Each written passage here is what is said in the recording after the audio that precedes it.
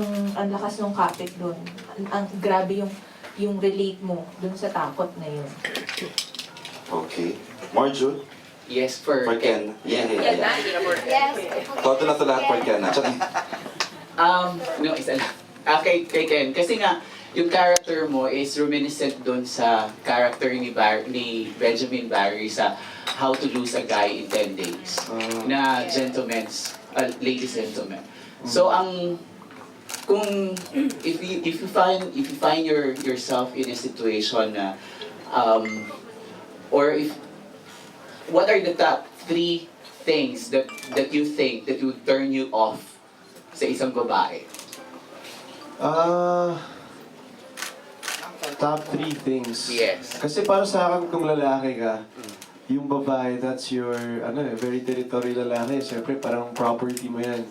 So, siguro kapag tipong flirting babae, sa iba hindi sa'yo. Pag flirty siya sa iba, nakaka-turn off parang, huwag ka na lumapit sa akin. Parang gano'n. Ano pa ba? Second, masyadong overconfident siguro. Too confident. Mas gusto ko yung medyo nahihiya-hiya pa. very nice, ha? Para may mysterious, di ba? Makakadalawa ka na lies. Hindi yung bigay lahat. Na hindi And the ikaw. third one would be siguro yung hindi mahilig kumain. Gusto ko pagka-date ko, malakas kami kumain, masarap kumain. Yun. Yun, siguro. Okay. Yeah. Thank you.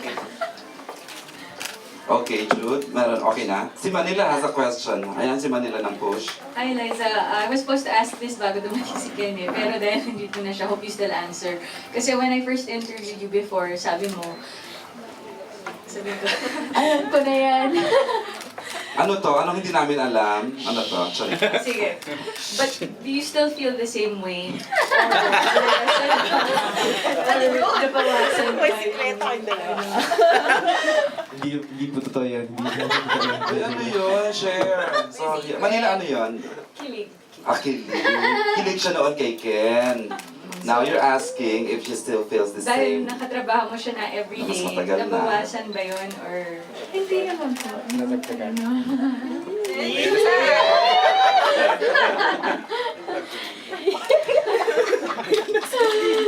Ayan na, ayan. yan naman. Ang gobla. Sorry. Naalala ko sila. Okay, Ken. Is it still kilig? Mukha. Ang mag-usap. Mag-usap ko na. Lights, you wanna answer? Ano po yun? How does it feel now pag eksena mo siya? Parang ngayon na mas kilala mo na siya. Are you more comfortable or ando pa rin yung kilig?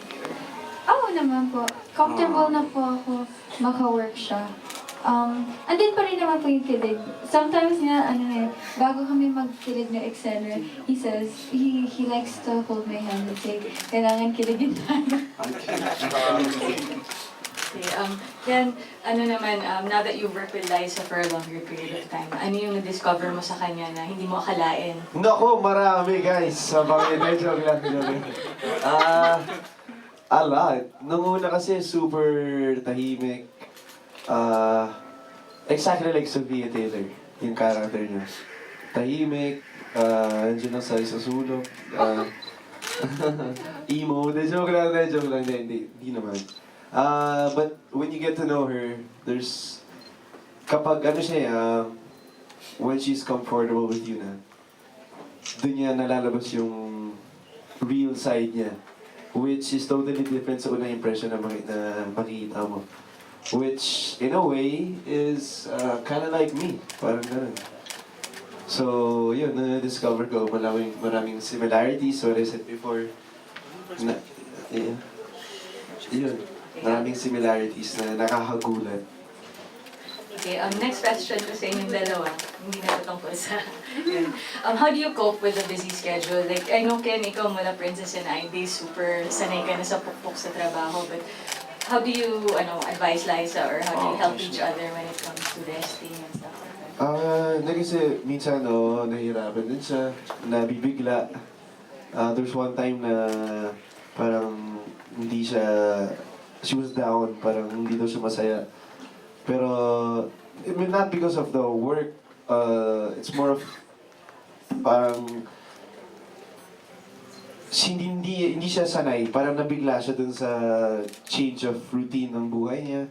So parang, yeah, you know what, ganun talaga, that's our job, di ba? So, I used to explain to her what I felt before, kasi na-feel ko rin yun dati, parang, bakit ang dami kong work, pero parang, I'm tired, parang, hindi ako, I'm not happy. Parang, so parang ganun. So, in a way, kasi parang, minsan kasi, so sobrang overload ng work, nawawala yung wantness to work. Because it's always there. So parang,